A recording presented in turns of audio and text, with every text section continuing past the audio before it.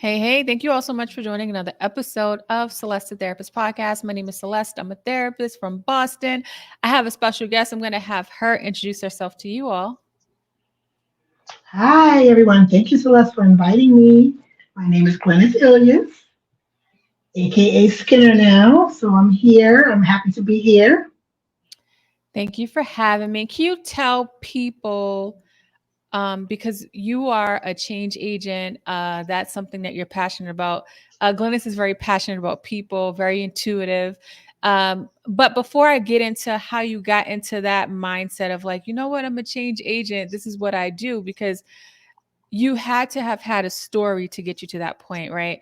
And I think about how you are as a person and how I'm sure it developed over time. But can you just start my audience with telling us a little bit about your upbringing?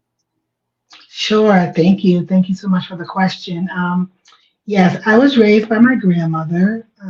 She took custody of myself and my sister when we were very young. And I was growing up as raised as a middle child. So it was quite difficult living without a mom in the house. And, you always feel a sense of, um, you want to feel a sense of belonging, but oftentimes when you're not raised with a mom in the house, you do feel out of place, And so my upbringing was consistent with that feeling, So I was Mhm. always searching for something, some type of belonging. But I had a lot of strong convictions and I had a lot of love in my heart, and so that's what really kept me going and kept me flowing, honestly. Nice. So even though, because you say middle child, and I think anybody that's a middle child understands what that means, but it's a struggle. Yes. I think for me, I'm an oldest child. Oldest people have their own struggles. The youngest have their own struggles. But obviously, the middle child, they have their own struggles. But what I'm hearing you say is that even though you were struggling a little bit, there was something deep down inside that you felt um, was special about you or different, or that you knew but didn't have language for maybe? Right, absolutely. Well, and, hindsight is always 2020. Yeah. So what I realized, I had that stick to itiveness that keeps a girl going. Mhm. And I had that core confidence Mhm. that no matter what happened, I knew that I was going to make it through. I knew I was going to be a survivor. I knew that my voice eventually was going to be heard and Wow. hopefully uplift other people. So I just had Wow. that core confidence that said, "Hey, you know what? This is not over for you. Yeah, yeah, You're yeah. going somewhere." Wow. So it's so interesting because I always, I always tell people that I had a lot of struggles growing up, but I said there was something inside of me that I knew that there was more for me. And that's the thing I Absolutely. held on to that kept me going that I can't describe. You're the first person I've heard kind of say that, when I look back and the way I just kept going is because I knew there was more. Mhm. I didn't know what that more was, but I knew it was connected to people and my voice, and so that's amazing that we have like similar experiences in that Yes, arena. absolutely. And It's so that, you always see that raft, the raft is yeah, there and ready for you. And you have to grab a hold, you yeah, know? that inner voice. Yeah, yeah, yeah. So then you decide, like, organizational and industrial psychology, you decide to go to school to get your master's in that. What made you pick that field to go to school for to get a master's in? Well, I actually got my undergraduate degree in a very similar field, with a focus on leadership development. And Mm, what really prompted me was just the lack of care and concern for marginalized people. And I wow. knew that I had a voice. I wanted to use my voice. I wanted to use my creativity, but I needed the meat of it. I needed to Yeah. understand the psychology of people and the psychology of behavior, as well as the psychology of organizations, to really be able to make a big impact for my community. So when I jumped into that program, that master's program, it was all work and no play, and I was really Yeah. better for it. You know. Oh, wow. Okay, okay. Now, I've heard of people talk about people being agents of chaos, they cause a lot of disruptions. Uh you are a change agent. can you tell people what is a change agent? Because I think that's there's a lot of change agents. They don't realize it because Hmm. they're in spaces that may be dimming their voice. Right. But tell people what a change agent is. Sure. So for me, a change agent is someone that advocates, that helps facilitate organizational change, personal change, professional change. But what's unique about how I do it is that I do it with the utmost care and compassion Yeah. because I want to lean into anything that I do with cultural humility and love.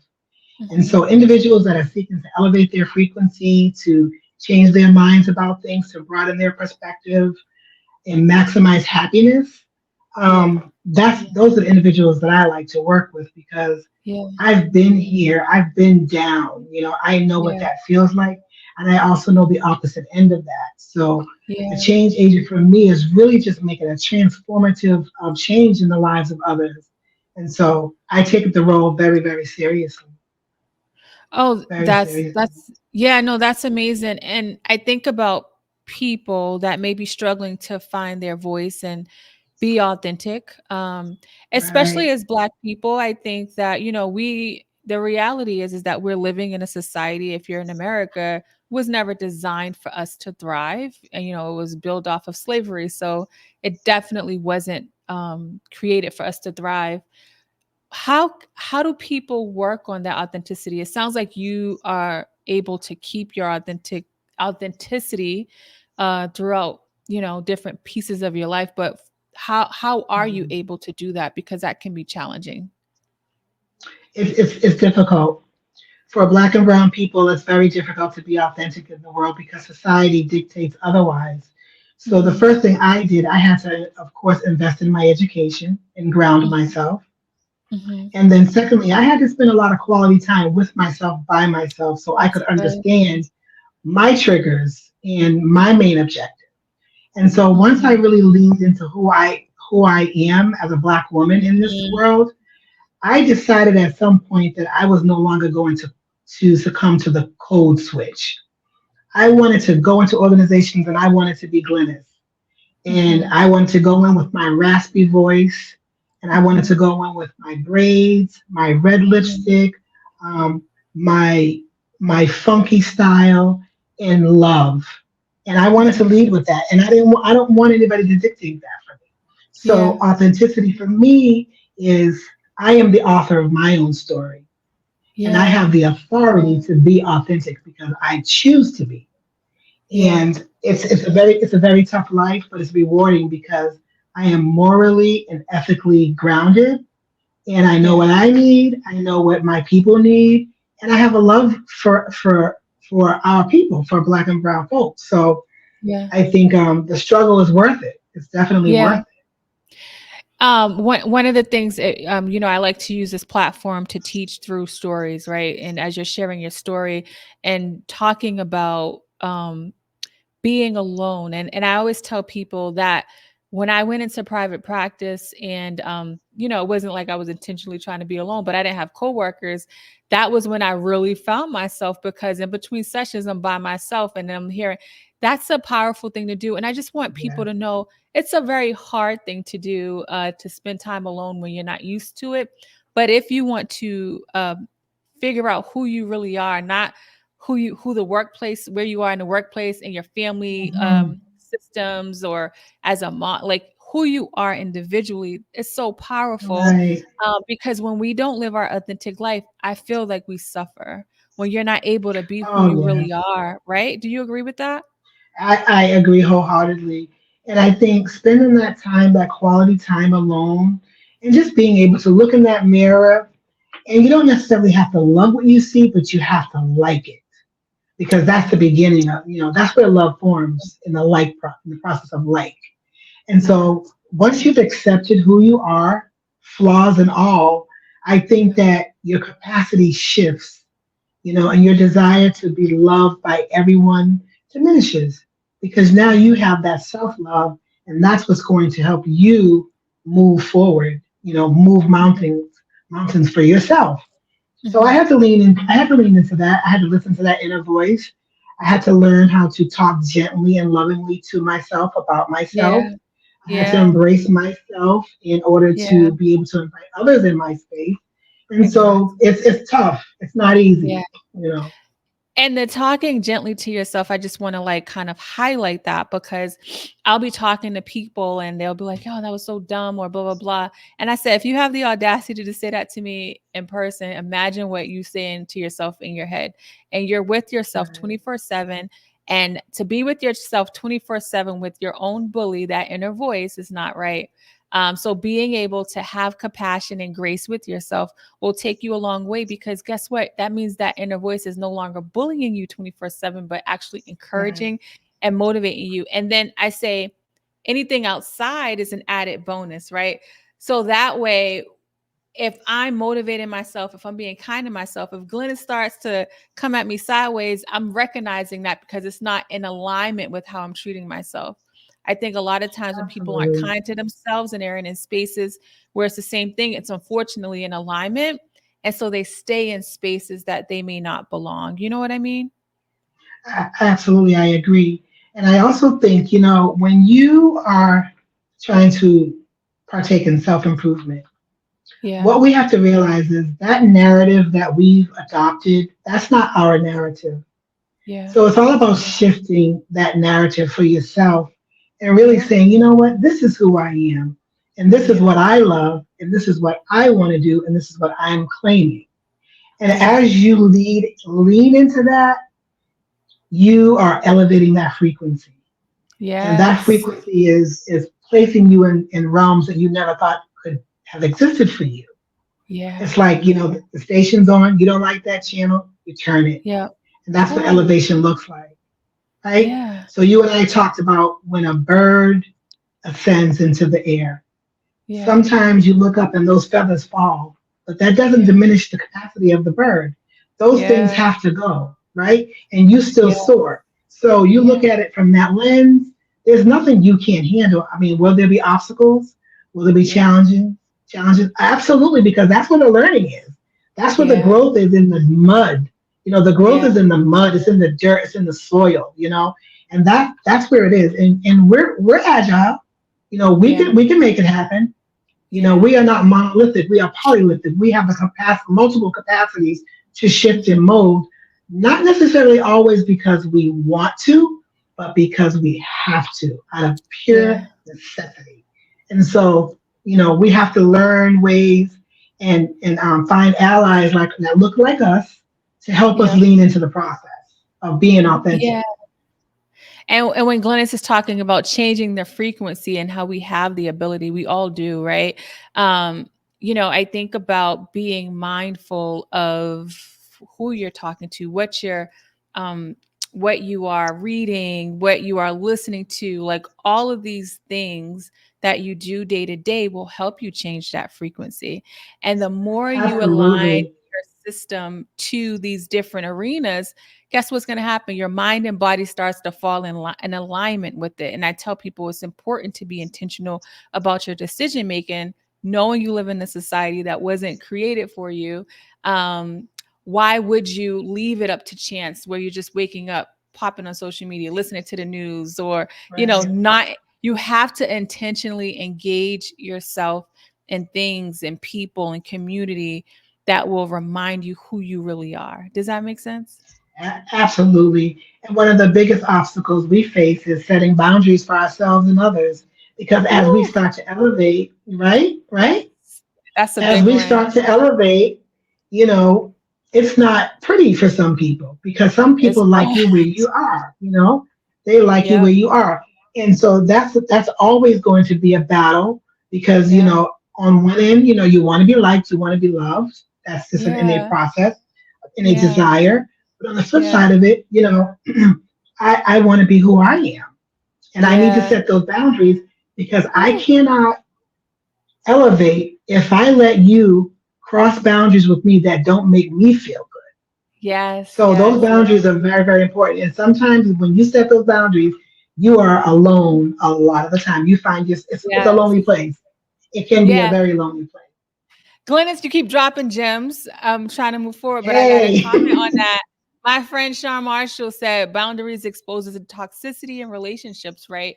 And and I'm grateful for you saying that, because I never want people to look at change as this like pretty little thing where you said you got to get in the mud. Also, it's very lonely, and you're 100% right. Nobody wants to lose people, right? That's what it feels like, because when I was going through change and transition, I realized like some of the people or things I was in or doing didn't match the direction I was going, and I had to let it go, and that was very hard. And I think a lot of Yes. times people stop their transition because it feels so hard. And I just want to remind people that feelings are temporary and it will feel hard, but stay focused on your goal. And I think if more people had candid conversations around how change looks and not try to make it this little pretty little like Mhm. system where there's ebbs and Right. flows. If there's Absolutely. more people talking about like there is the mud that you have to go through, then people will be like, okay, I get it now. Like, like I'm gonna keep going. But if nobody ain't talking about it and you're like, this ain't looking like what it looked like in the picture, I think you're gonna stop and be like, you know what, let me just keep dealing with the crap I know instead of trying this new stuff that is Right. supposed to be good. Right. We can't do that anymore. We are not our ancestors. And I have a very good friend. Her name is Valerie, and she's a very intelligent woman, and I love having conversations with her. And one thing that she told me many years ago that I never forgot, that really helped mold me and really position me as a really good change, an excellent change agent. She said to me, "Leave room for things you don't know. Hmm. Leave Yeah. room for what you do not know." And that Yeah. really set things apart for me because we come in with our own ideals and attitudes, and our decision making process is filtered through our own experience. And so Hmm. once we leave room for what we don't know, we're able to lead, direct, guide, and motivate without the ego being at the forefront of everything that we do. Yeah. Right. So Yeah. now we're focused on that cultural humility as opposed to just trying to say that we are competent, which suggests that we've mastered something which we have not. Right. Right, right, So right. when I started putting that into play and really leaving room for things that I didn't know, it really alleviated a lot of things for me. And one of the things that I let go of was the gossip because I Yeah. wanted to be able to have really fruitful conversations, and I wanted to use my own capacity and my own judgment to invite people into my circle or not. And Mhm. so that was a really good lesson for me, and it really helps. It helped me weave the story that I wanted to write for myself. I love that. Yeah, to the gossip, all of that stuff. Like I tell people when they're struggling at work and they go home they're always talking about it, and they're keeping that energy going. Speaking of work, Absolutely. one of the things that you're passionate about is organizational change. One of the things that happened during the pandemic, we had George Floyd, and we've seen all this like companies started changing things on paper, right? Hiring DEI people and saying we're going to do this and do that because it looked good. What I'm hearing Mhm. now in 2023 is that a lot of that stuff has been kind of dismantled. It's not as popular anymore. It's not as popping. What do you think why do you think organizations struggle with really embracing and allowing authenticity to flow? Because I work with a lot of people, and this is an area that they are struggling in the workplace, and I Mhm. feel like leadership from the top sets the tone. What are your thoughts about that, where organizations have struggled with that authenticity? I think organizations tend to follow trends because that's just how they measure success, right? And so it was really trendy to say, we are diverse, we have people of color here, we are a diverse organization. But what they fail to realize, many organizations, not all, but many organizations fail to realize that diversity is just not about race and color and ethnicity. It's about having diversity reflected in your policies, in your procedures, in your hiring, and in your thought process. That's what Mm, diversity stands for. So you can have a company that says, we do diversity, equity, inclusion, and belonging stuff all day mhm, long. I don't believe it because I don't see yeah, it reflected in your hiring process. I don't see it reflected in the training protocol that you implement into your organization. And Right. for me, it has to speak to that. That's what Mm-hmm. diversity, equity, and inclusion has to speak to. And it has to speak to where the deficits have been, which are let's look at these marginalized communities. Let's look Yeah. at these women that are struggling. Let's look at the homeless population. How can Yeah. we elevate that in a tangible way, not Yeah. just talking? You know, you Yeah. want these organizations, they want to wear the suit, but they don't want to wear the shoes. And it's not gonna fly. It's Yeah. not gonna work, you It know? sounds like kind of like what your friend what you just talked about, what your friend Valerie said, the organizations aren't doing. They're not leaving room for things they don't know. Because if you go into it Absolutely. thinking you know what you know, then you're missing out on a population, a community that you're not able to tap into. The ego, Yeah, right? and you have the ego. And I use this analogy. I love using analogies. There's a very valuable black pearl that's found deep, deep, deep in the ocean, right? Mhm. And a lot of people that don't look like us, they claim not to know about that pearl, right? Mhm. But they are the primary fishers. So how then do you not know that this valuable pearl is there? And that pearl is us, right? Mhm. So they keep us at bay because they understand and they know the value, but they do not want to. They don't want you to recognize. And Mhm. at some point, you have to say, "I am that pearl," and Mhm. grab hold. You know what I'm saying? You have to Mhm. grab. You have to know it for yourself, and it's not Yeah. easy to do. So we Yeah. have to have each other surround ourselves with people that look like us to encourage us and say, "Hey, girl, you are that Yeah. pearl. You are Yeah. worthy. I'm going to invest time, energy, and most importantly, love in you. So now you can see it in yourself and know you deserve it." Oof. So that is what it's about.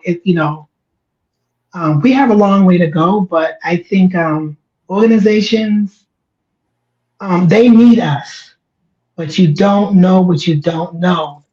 Yeah. Yeah. And so Thank people you for like me, sharing. Yeah, and that's really good. And I think that for people listening, because I've been working with people for so long, and over the years, I think people are realizing because they accepted the crumbs, and now people are realizing who Mhm. they are, and they are struggling in a lot of these workplaces that they're in. Yes, But that's really good advice that you're giving for people that are listening, because it's not like everybody could just quit their job tomorrow, right? That's right. not the Yeah, reality because we need our job to survive. But I do think it's important to to start embracing who you are, surrounding yourself with people that are in alignment with the direction you're going, and then work on a absolutely, plan, right? And so like absolutely, don't think that just you may hear Glynis and I talking and be like, dang, that's my organization, but I need this job. We're not telling you to quit your job, but I'm telling you not to forget who you are. And I think about how with slaves, they didn't even want them to learn how to read. They didn't want them they stripped them of all of their history, because if they knew who they are, they wouldn't accept a lot of the things that they accepted. And so I want to like right. I want people to really be mindful and continue to educate yourself, continue to like leave room, like what your friend Valerie said, for what you don't know. Because me, I'm listening to something, I'm always reading something. I never feel like I arrive. Some people on the outside may be like, "Oh my gosh, you know a lot, blah blah blah." I don't know enough. I'm all every day. I'm consistently feeding my spirit because I never want to forget who I am. I Absolutely, recognize that I'm in a society that doesn't honor who I am, right? And so I walk around different because I know who I am. So you can be in a space that may not be designed for you, or may not treat you the way you deserve to be treated, but don't ever hmm forget who you are, and that's a powerful thing. absolutely, right. Yeah. And I think always understanding that you are a work in progress and Yeah. not knowing there is wisdom in Yes. saying I don't know, because you Yeah. open up your capacity to learn and grow and Yes. flex. Yeah. So Yes. no, we are a work in progress. We are just budding. Yeah. We're constantly adding things to our plate to evolve, and it's never ending. And that's Yeah. what we want. And the strength that we've taken from our ancestors is our ability to self-regulate, because we Yeah. always have to self-regulate. I Yes. can't throw my hands up. Right. I have to be able to master that self regulation so I can get Yeah. to the next level. And that's not easy That's not because we are easy. a very passionate race, right? Yeah. We are Yeah. Yeah. very passionate about what we want. So Yeah. it's self regulation is key for us. And I talk about those techniques and teach those techniques to people that are in the workplace, navigating microaggressions, navigating racism, navigating possibly being in a room where you are the smartest person in the room, but you feel as though you have to dumb yourself down so that Yeah. you won't become a target. That's Yeah. real. That still Yeah. happens, you Yeah. know? And And so that's being a able to really, go ahead, finish it. master that, being able to master that self-regulation, it's not necessarily that you're dumbing yourself down and you're quieting yourself, but internally you are making a plan. Yes. That's those wheels are turning. And you're saying, okay, I get it. Yeah. On to the next competency. Without a yeah, without a plan, we perish. And without a vision, right? And I think that people have allowed some of the spaces they've been in, whether it's a bad relationship, whether it's bad workplace environment, to dictate who they are. And so continue to feed. Even I have people in like bad relationships, and I know they're not going to leave them tomorrow, but I say, let's keep working on you. The more you work on you, the less tolerable you are of things that aren't in alignment with you. So Right. for people listening, keep that in mind. I want to Absolutely. ask you about this statement. SOOL, shit out of luck. Where did that Yes. come from? That's something that you coined. Glynis is a queen of analogies, a queen of acronyms. She created an acronym for me for something I'm working on. And I was like, oh my God, this is so good. So tell people about what that means. Yeah, sometimes we have to use profanity. We don't want to, but we have to. I developed this model, the shit out of luck model, to encourage people. And basically, what that is, it's a psychological tactic that says, you know what, luck has never been on the side of the black man. We can't rely on luck, so we have to rely on the shit out of luck model, right? Which says, you know what, now I need a team behind me. Now I need my Uh, community to bolster me because luck is not on my side. So yeah. that model really just forces you to look at the reality of your situation and make a plan because luck is Yeah. not on your side, and that's the shit out of luck model is a cousin to a hope and a prayer, right? Because we can't sit back and hope and pray either, right? There's action, right? We got to keep it moving. We have to those things don't just drop down and say, hey, here you You're right. go, right? So You're that's a right. model that I coined, and I do it in a fun way, but also it's the reality of our existence. Yeah. Luck is not on your side. Action, you know, be a verb, Yeah. I so like yes. that. The hope and the prayer, I think about that. I grew up in church, and I always felt like it was like dead there, right? And as I got older, I realized it's because people held on to just hope and prayer, but no action was happening. And even for people that it may be spiritual or read the Bible, it does say that prayer without works is dead. So, being mindful of not just recognizing the inadequacies or the things that aren't working, but also look at what you're doing and not getting stuck in the barrier of what you don't have. Because a Absolutely. lot of times people will be like, oh, well, I don't have insurance. I can't get a therapist, or I can't afford a gym. And I say, like, I remember before I couldn't afford a gym, I was using YouTube in my living room, or Mhm. like not having therapy. And then, this country wants you to believe psychiatry and therapy, the only route to healing, when there's so many more avenues, which is why I created this podcast, is because I wanted people to learn the different ways that people have healed and that they can work on themselves is one of the tools. So as you are working on a plan and you may be like, oops, I don't have that, pause. What do you have?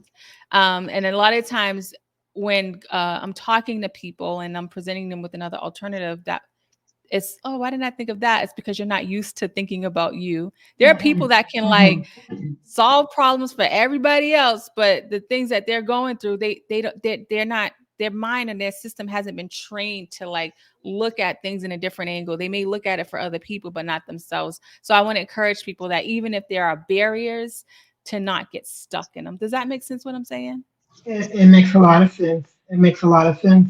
You know, oftentimes we go out into the world and we are conditioned to complain, right? And I'll have people call me up and they tell me everything that they don't have and everything that they can't do, just as you said, right? And as a change agent, I'm a problem solver.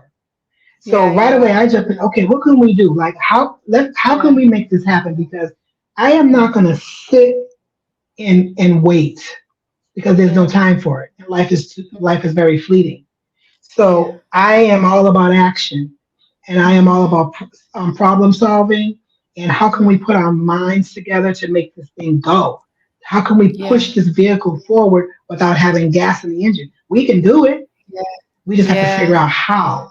You know, so I'm not going Yeah. to ever sit and just wait because Yeah. I find that that's just not how I work. You know, and I Yeah. try to help motivate and put the light under someone else to get them going. But one thing I'm not going to do is I'm not going to set myself ablaze any longer to keep anybody else comfortable and warm. Those days are over. Can you Those days talk are a gone. look so for people so that thank you for sharing that piece. You keep dropping all these gems. Mhm. Um because when Glynis says I'm not going to set myself ablaze to keep people going, I was a king queen on fire for other people. Tell people because there's a lot of people Mhm. that are still doing that and don't recognize that because I'll be like, oh, but I just love too hard. No, the love is not the issue. It's Right. the lack of boundaries and putting myself in the forefront. Tell people about that piece and why you said that for people that Sure. may be in that same boat. Well, like I said, luck is not on our side, right? Hmm. So we need to hear the hard, cold truth. And the Hmm. hard, cold truth is don't be stupid. Mm. Don't be stupid. Okay? Just say it straightforward. Just Just don't. don't be stupid. You listen, I would give the shirt off of my back and then I'm cold. Yeah. If I can't take care of me, I can't take care of my family. So I Yeah. stopped doing those things. I'm holding the umbrella over your head and my hair is wet. Yeah. I can't do it. So we have to work on that work life balance and Hmm. stop setting ourselves because sometimes you just can't do it. You are Yeah. just not available. You Yeah. have to say no. I Yeah. can't. That's not within my my capacity. I don't have the Yeah. capacity to do that. I'm Yeah. tired. Yeah. I don't want to. No, Yeah. don't be Yeah. stupid. And sometimes Yeah. people have to hear that. Hmm. Sometimes people, and it's cruel. It's Yeah. cruel. I Yeah. know it is cruel, but um, we have to face our own realities and our own situations head on. And what works for you is not going to work for me, and vice versa. And we have to get up out of this weak stance of just sitting by and letting life pass us by. Get up. Let's do it. Yeah. Let's make this happen. And I just want to say for people that might find themselves struggling with no and like taking care of themselves, I always tell clients, put put you in your schedule first, and then you work. People can work around your schedule, but I always tell them that the reason why they may struggle with no and advocating for themselves is because it didn't happen as a child, and so they never Yes. was able Oh, yes. to like make that transition because they've been told that they had to and it never was given options. And so just understand, just because you're an adult, don't feel bad that it feels bad to say no, right? Like I said earlier, feelings, Absolutely. they change, they don't stay the same. So you're going to feel bad, but you're going to do it anyway. You don't feel like going to work sometime, but you're in survival mode. So you know, I got to go to work so my bills could get paid. So I want people to Hmm. know that when they're making changes and they're trying to say no, understand that they may feel bad for the person. It's okay to feel bad, but it's not okay because when you start to avoid the conflict outside of you, right? Because you put boundaries up, people are going to struggle with it. It feels like a conflict. If you avoid that, then guess what? You're internalizing it, right? And it starts to eat at you literally, like where you may end up with medical conditions, or you may end up not doing the things you need to do for yourself and finding yourself running out of gas, right? You could be going down the street and somebody asks you to go the opposite way. You ain't got much gas, and you say, yeah. You drop them off and Hmm. you try to head back home with no gas. That's literally Right. what we do to ourselves. And so understand that you saying no is a complete sentence. And it may feel hard, but you're setting yourself up for success and to be authentic and to live out your life in the way that you want it to be. So yeah. Absolutely, absolutely, absolutely. And you know what? Sometimes saying no feels hard, Hmm. but it's the fire that you have to go through to get to the other side of yourself. Yeah. To get to that other side of freedom. And Hmm. you know, people have said no to me. Yep. It didn't feel good, but I had to accept that Yeah. they couldn't do it, right? Yeah.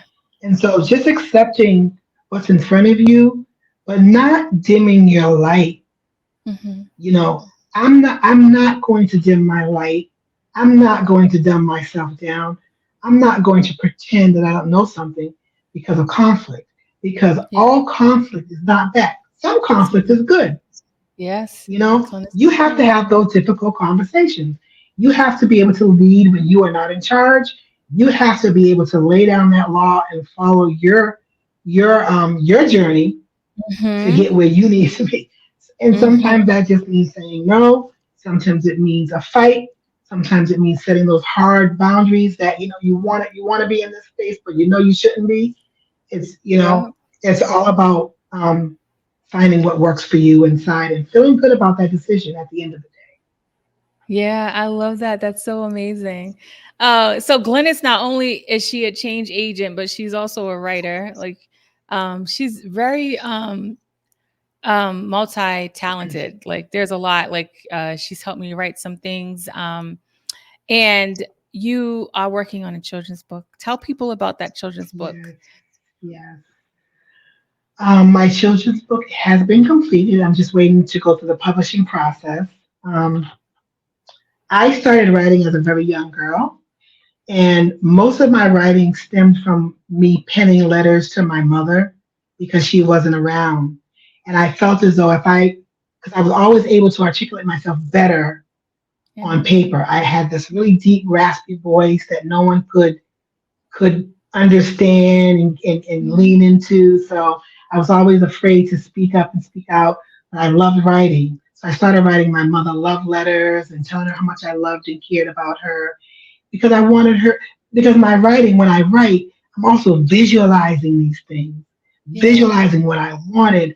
And I was hoping that, my mother's going to see this, she's going to hear this, and she's going to see it and feel it. And that's where my love of writing, stemmed from. So this Wow. book that I wrote is one of many things that I've written, but this book is a really sweet tale about, a boy, excuse me, needing the guidance of his father in order to see his reflection. So, and I don't want to Yeah. give away the whole thing because it's coming, and I really want to come back Yeah. and give it to Yeah. you and promote Yeah. it. Yeah. But Yeah. really, I write poetry. A genre I love most is love and intimacy and making connections, and Yeah. that's where my passion lies. I love writing. Yeah. And so I've written grants that weave in these beautiful stories about organizations because I want the grantors to feel the Yeah. mission and, Yeah. and actually see the vision. And I want to speak cogently to what they're asking for their organization. So I love doing the grant writing just for that reason alone.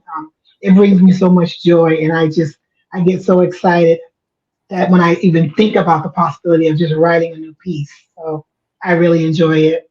So it was clear because when I asked you about the writing, and then you went like that. For people that's listening and not watching, I have my hands over my heart, and I could just tell there was some passion there, and I can tell you are Oh, that joy that you feel that I can tell like that really brings you so much joy. And it storytelling does. is so powerful. I started listening to motivational videos, and Les Brown, who's a motivational speaker, stuck out for me, and I took one of his classes, and he talked about like speaking, and I realized the reason why he stuck out for me because of his ability to storytell, and how he Hmm. weaves it into stories to help us like really take away with the message. And I realized that's Oh, why this podcast is so successful is because I help tell stories and I weave these little pieces that I hear into knowledge for people to actually work on change for themselves. oh, So that's so absolutely. amazing that that you have that passion and ability to not just like write children's books, but grants, and also just literally help people with change. I also want to point out that because I remember I would write when I was younger, not realizing it was therapeutic getting it out. That's another powerful thing that people can do is write, even though your mom wasn't Absolutely. around, you wrote as if she was, and that actually helped release a lot of stuff from you. So for Absolutely. people that are looking to work on different ways to release, writing is something that's powerful. Oh, yes. It's been very therapeutic for me. It Mhm. has gotten me out of a lot of dark places. It has Me taken too. me to a lot of dark places. Mhm. Sometimes I'll just write. I don't worry about the spelling. I don't worry about the grammar. I just worry about the emotion that I need to release. Yeah. And that release is really cathartic for me because it gives me, I feel like I had a good cry, and now Yeah. Yeah. Yeah. I'm ready for the world again. So writing Yeah. is so therapeutic. And I know you like to write as well. I know that I have Yeah. that book that really that I got from you Yeah. that really encourages people to journal and write. So Yeah. we're here, we're like minds Yeah. really think alike. Yeah. And I just enjoy it, and I encourage people, whether you don't have to be great at it. You just Mhm. do it. You just do it. Yeah. Yeah. And that's good. That's powerful. I appreciate this conversation. It was so fruitful. I feel like I was talking to myself, like we have a lot of the same thought processes. Yes. But for people that, I want you to give out a little bit of advice. People listening that may find your story powerful and they want to work on change. What would you tell them Hmm. to start with, right? Because there's so many. I think people get discouraged because they try to do everything at one time, and I'm like, just start with the one Hmm. thing. What would you Yes, tell them to do to help work on change? Because I tell people if you're still breathing, there's room for change. absolutely. I think that we must lean into that awkward pause, right? Oh And yeah. that awkward pause is just to really think. Hmm. Just give yourself time to think Hmm. about what your objective is, Hmm. what your goal is, Hmm. what is your motive?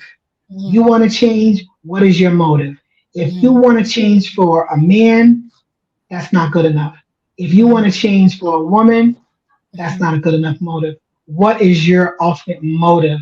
If you want to change for you because you feel like you are a good investment, that Hmm. there it is. So I Oh would yeah. say focus on, find what is your motive. And I Yeah. always liken it to, if someone comes to me and says, "Hey, so and so said that you said this about me." I always sit back and I say, "Okay, what was the motive for Uh-huh. you telling me that? I need to understand that so I can move forward with how I'm Yeah. going to respond." So, Yeah. we have to find out what the motive is for ourselves so we can respond to ourselves in a loving way. And Yeah. a win for you, or a win for someone might be a small win. Hey, I got out of bed today and I had a cup of coffee. Yep. That's a I made it win. up. Yep. I Yep. I got it. I got up. A Yep. win for someone else. Hey, I got on a plane for the first time. Yep. So everyone needs a win, and small wins equal big wins ultimately. So, Ooh. set some small goals for yourself, Yeah. and appreciate and give yourself a hug for making those Yeah. small changes, because they will add up. Yeah. Oh They my do God. it, and they do add up. That's so good. Dropping gems.